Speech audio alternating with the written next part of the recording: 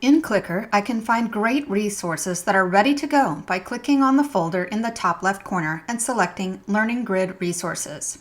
This is a sentence set about completing a sequence, making gingerbread cookies. When I open the sentence set, I see that the words are not in order. For my student that is working at level 2, they've just moved out of cause and effect, so they are not ready for scanning yet. With the words out of order, my student wouldn't be able to see that sequencing in action. That's okay. I can change a quick setting on this clicker set to make it meet my student's needs. By selecting Clicker Set, I can then choose Edit from there. I will change the sentence order from random to guided order. I will need to do this on each page, but once I do, the setup is ready to go. In step 2A, the only step in level 2, I want to make more happen.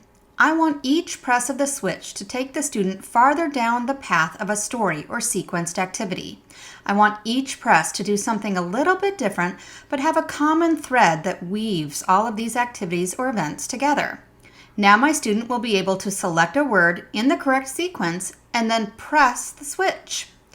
Staff will need to assist with moving to the next page for the next writing set, but my student can produce writing at level 2A. Make more happen. Funding for this service is provided by the Bureau of Exceptional Student Education, Florida Department of Education.